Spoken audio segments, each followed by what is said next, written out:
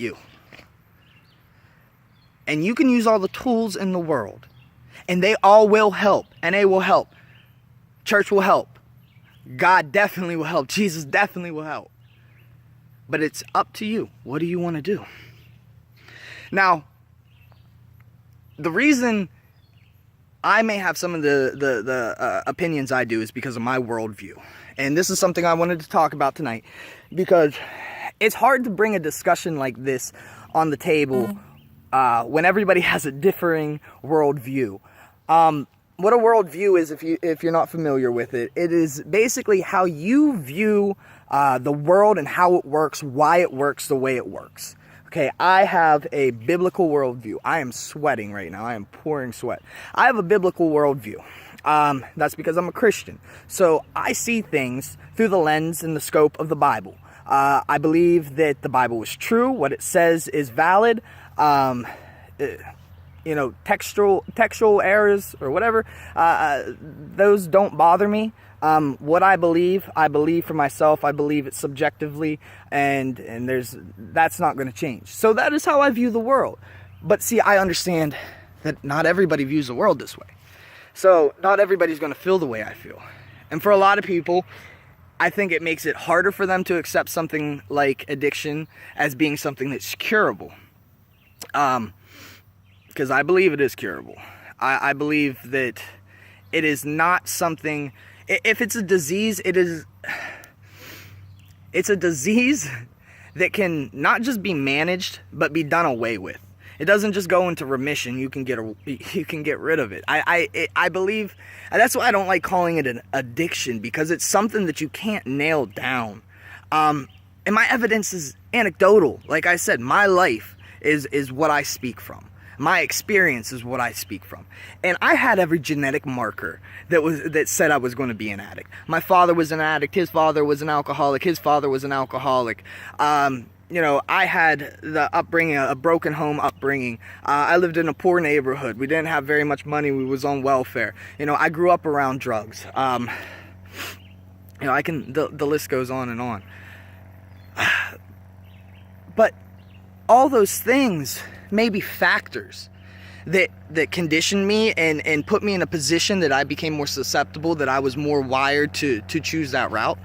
But in the end, the decision was still mine, whether I wanted to stay there or go away from that. And this is why I don't like calling it a disease. It may be a disease, but there's disease up here, cancer, AIDS, addiction, that we need to worry about, that we need to go hard at and try to find a way to keep people from getting these things and getting them off of these things. But then we have disease down here, like we talk about in social circles, where we make it an out for people. And now people, addicts like myself, start to believe something, that they're just sick forever, and you live under that and you feel like a failure. You feel like this is what my life is. I'm promised 80 years on this earth, and I'm told that I have to live in fear of something that I can't see, that I don't know is even there, that we can't even see, put a finger on, that you're telling me it's in my head, but you're telling me I have no control of what's in my head. Like, I couldn't believe that. And I know lots of people suffer with incurable diseases, and my heart goes out to them. But I believe this is one thing that we have made incurable in our heads, but is not truly an incurable disease. With that, I think I'm going to close on that. If there's any questions anybody has on that kind of stuff, please comment below, and you'll help me out with topics. If there's anything that you disagree with, let me know. Like I said, this is gospel to me, but it doesn't mean it's gospel to you. And I don't want you to just swallow it because I'm saying it. Search it out for yourself. Let me see. So last thing I want to talk about before I leave you guys, because one of the things that has helped me stay clean and stay sober has been bodybuilding and nutrition. It is something that I just absolutely love. It pushes me. It's one of those things that has helped shape me into a stronger individual, not just physically, but mentally. and this is about being mentally tough. I was mentally weak. I was weak. I was so low, you could kick me and I wouldn't do anything. I was so weak. Now it feels so good to have the mind in my head that I have today, because I never thought that was possible. And supposedly I'm doing it white knuckling it. But anyways, this is one of the things that helped me, bodybuilding. Bodybuilding and just strength training and just lifting all together. Everybody should strength train. It is one of the best things that you can do. There are two things that help us extend our life, and that is intermittent fasting and stress on your neurological system, heavy lifting. If you do strenuous lifting, strenuous stress, and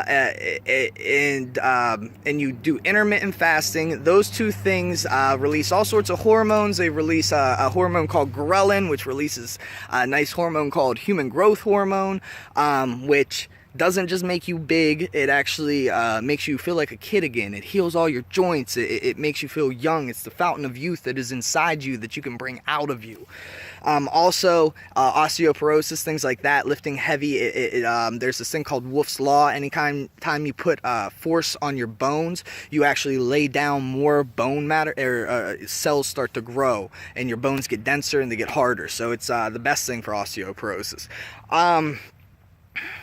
The thing with lifting is this: lift for your goals. You got to know what your goal is, and you got to find the workout program that fits your goals. All you have to do is go on Google whatever it is that you want to do. I want to gain lean mass.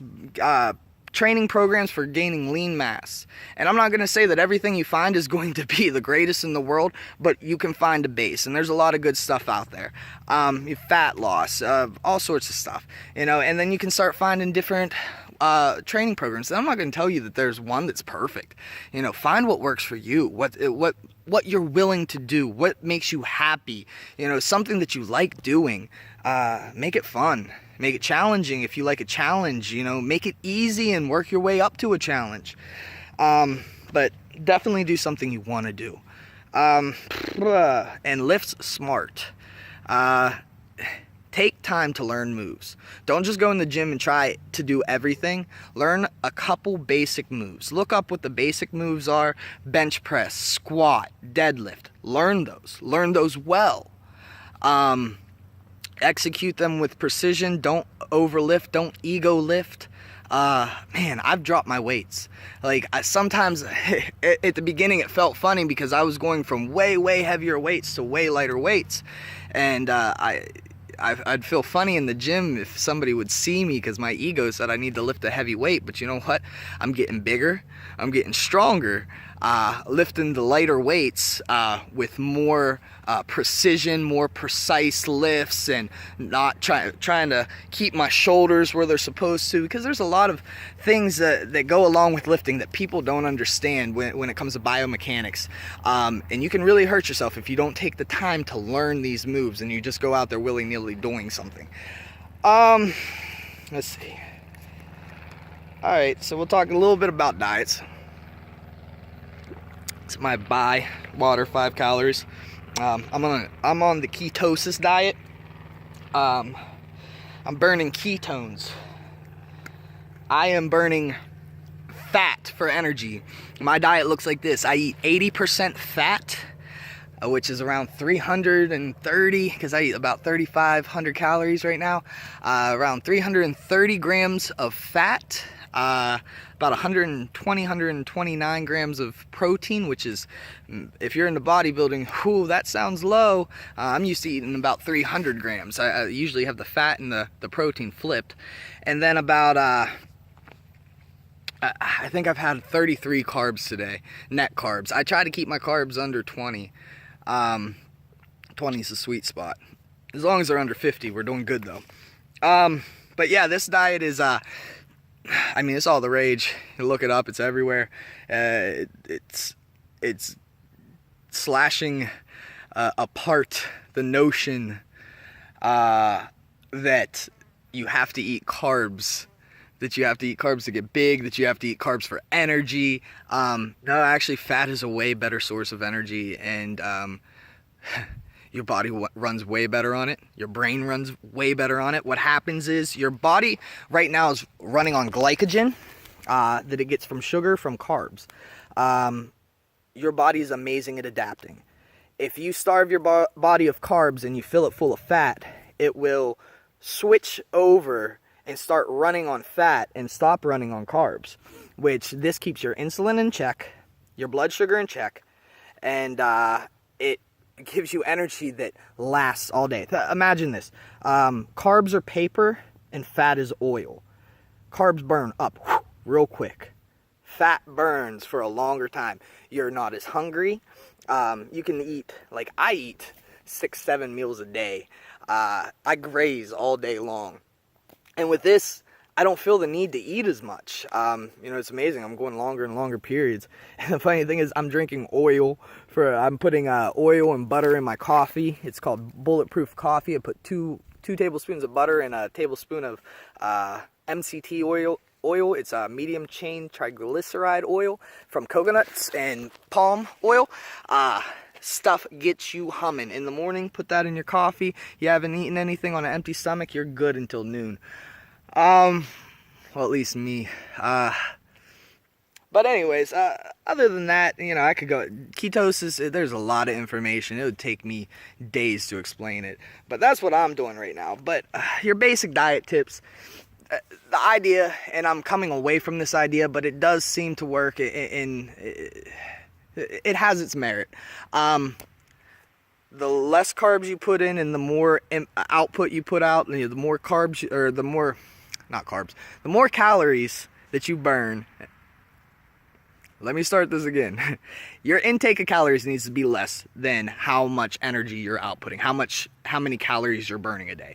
So if you're burning 2,500 calories a day and you want to lose weight, you should drop it down to like 2,300 calories. Drop it about 200 calories. If you want to gain weight, you do the opposite. You add 400 calories. Now, there's apps like MyFitnessPal, which I use, that you can punch in all of your stuff that you eat all day long. They have a huge inventory of like every food imaginable with all the nutritional stuff, and it calculates it all for you. It's a great app. It will allow you to put in your weight, your height, all that, and it'll give you and you can put how active you are. Are you sedentary? Are you very active? It'll give you options like, do you work out this many times a week? Oh, that makes you very active. Are you a concrete or a bricklayer? You're very active. And it'll give you a roundabout of how many calories you should eat. And it's pretty accurate. Now, everybody is different. My advice on there is it will set you at 50% carbs for the day. I would drop that down to 20. I think a good ratio is 40, 40, 20. 40 carbs, or 40 protein, 40 fat, and 20% carbs. So that would be your daily calories. So if 1,000 was your daily calories, 400 would be fat calories, 400 would be protein calories, and 200 would be your carbs. Now, that's a very, very low amount of calories, but the math is easy. The other thing, get your food, get all your macros, all your nutrition from whole foods. Stay away from boxed stuff, anything that's processed. That's going to be the biggest.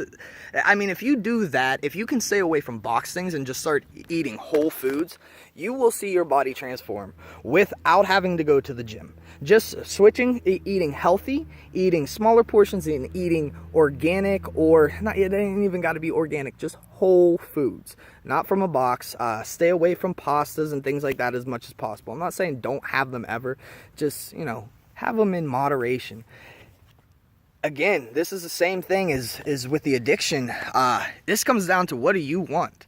How much are you willing to put into it? Because we are all capable of amazing things. We put men on the moon, whether you believe it or it was done in a Hollywood basement.